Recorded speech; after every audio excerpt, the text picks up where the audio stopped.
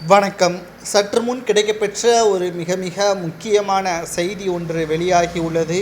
கொடநாடு வழக்கில் எடப்பாடி பழனிசாமியிடம் ஏன் விசாரிக்கக்கூடாது என்று நீதிபதி ஆனந்த் வெங்கடேசன் அவர்கள் கேள்விகளை எழுப்பியுள்ளார். சிபிஐ துறையினர் இந்த வழக்கை விசாரணை செய்து வரக்கூடிய நிலையில் எடப்பாடி பழனிசாமி அவர்களிடம் விசாரணை செய்யலாம். அதிமுகவின் ஆட்சியாளத்தில் முதல்வராக எடப்பாடி இருந்ததன் காரணமாக அவரை விசாரணை செய்ய முடியாது என்று நீதிமன்றம் அப்போது தெரிவித்தது. ஆனால் தற்பொழுது எதிர்க்கட்சி தலைவராக இருக்கிறார். மேலும் அதிமுகவின் முக்கிய பொறுப்பிலும் இருந்தவர், தமிழக முதல்வராகவும் இருந்தவர். அதனால் அவரது அதிகாரத்தை பயன்படுத்தி முக்கிய சாட்சிகளை அளித்திருக்கலாம் என்ற குற்றச்சாட்டுடன் அவரிடம் விசாரணை நடத்தலாம். விசாரணையின் பொழுது ஏதேனும் சந்தேகம் இருந்தால் அவரை டெல்லிக்கு அழைத்து சென்று உத்தரவாதத்தின் அடிப்படையில் அவரிடம் கேள்விகளை கேட்கலாம் என்று நீதிபதி ஆனந்த் வெங்கடேசன் அவர்கள் சிபிஐ துறை அதிகாரிகளிடம் தெரிவித்திருக்கிறார்.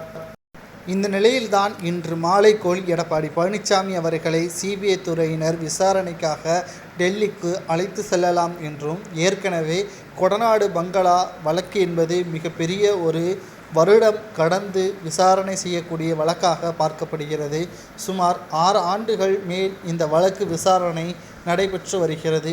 இந்த வழக்கு ஏன் இவ்வளவு தாமதமாக நடைபெறுகிறது என்பதை முதலில் நாம் பார்க்கும் பொழுது, குற்றவாளிகள் என்று கருதப்பட்டவர்கள் அனைவரும் தொடர்ச்சியாக விபத்துக்குள்ளாகி உயிரிழந்துள்ளார்கள். மேலும் இது மிகப்பெரிய ஒரு சந்தேகத்தை ஏற்படுத்தியது.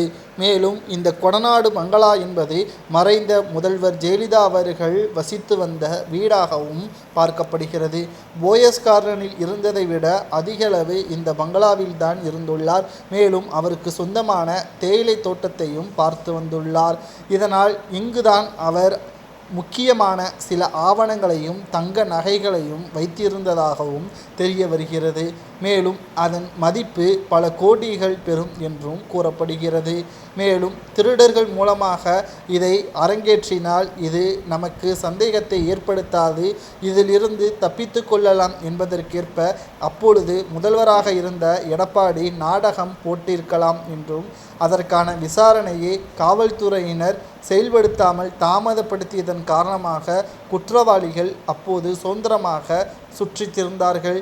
மேலும் இந்த வழக்கை 2021 சட்டமன்ற தேர்தலின் பொழுது ஸ்டாலின் அவர்கள் அறிக்கையாகவே வெளியிட்டார். நான் ஆட்சிக்கு வந்தால் 6 மாதத்தில் விசாரணை செய்து முடிப்பேன் என்றும் தெரிவித்திருந்தார். ஆனால் அவர் செய்யும் பொழுதும் விசாரணை முடிவடையவில்லை. மாறாக இந்த வழக்கு தமிழக காவல்துறையிடம் இருந்து சிபிஐ துறைக்கு மாற்றப்பட்டது.